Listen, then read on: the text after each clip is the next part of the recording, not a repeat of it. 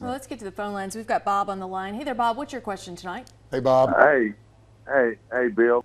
Ed, I got to ask you this question, man. How does the federal government let this go on for so long and so many decades without doing something about it? And then, Bill, I want to ask you this second question with Ed is, are we going to see a cap on the type of cancer these people have, and is there going to be a designated amount that is given for each illness or cancer that has occurred or birth defect? Boy, those are two good questions. Go ahead, Ed. How does the government let this go on? And that's the tragedy, that it's our government that did this. We see it with corporations that are self-interested all the time.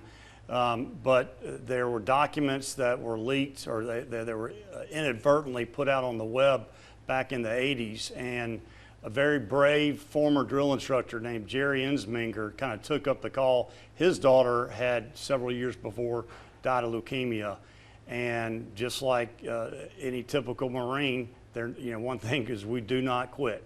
We never quit. So he didn't quit.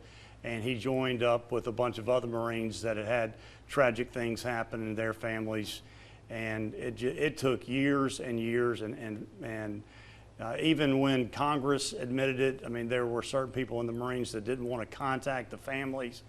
There's a very good documentary called Semper Fi, Always Faithful, that will tell you more about Jerry Ensminger. Mm-hmm. Well, and this almost, again, it kind of reminds me a little bit as to what just got passed with the burn pit, with Jon Stewart stepping up. Mm-hmm. And at first, it got blocked in Congress, and you're thinking, how in the heck could any senator or congressman block these people who gave their lives for our country, and they were ingesting all these toxic fumes? And then finally it passed, I think, 89 to 11 or something like that. But at first it got blocked. Mm-hmm. But it's just, it goes into politics and everything Right, else. yeah. But it's just awful when they're not taking care. And honestly, I don't think had Jon Stewart not been on his bully pulpit, I'm not sure what would have happened. Well, and the Camp Lejeune Act is part of that. It was one of the things included in that. That's right. That was the PACT Act. It was I think there were 4 bills that were part of that. Camp Lejeune Justice Act was one, burn pit was one, and then there were 2 others that gave greater benefits to the VA benefits to the vets. Well, go back to Bob's second question, talking about caps and what's the expectation? Are there limitations on what a person can recover, and do they set certain caps for certain diseases? How does that work? That we don't really know yet. So the bill is actually a 5-page bill. It's not very specific, and so we'll just have to see how that works out, how it's implemented.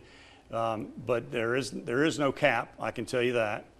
The first thing that you'll do is submit a claim to the Department of Navy, and then you'll have a whole claim package. They have 6 months to make a decision on that, and then if they either deny it or they don't do anything for 6 months, then you can file a lawsuit. You file it in the Eastern District, the U.S. District Court for North Carolina, the area sort of around where Camp Lejeune is. And you can get a jury trial. There is no cap, though. And if you have a claim, my understanding is if you already have VA benefits, this is not going to take away or affect them at all, correct? Absolutely not. No, the VA benefits are really minimal, and it's a disability benefit, so because you can't work, and it's not giving you compensation when literally your life was taken away from you, or your child's life, or there was a serious birth defect.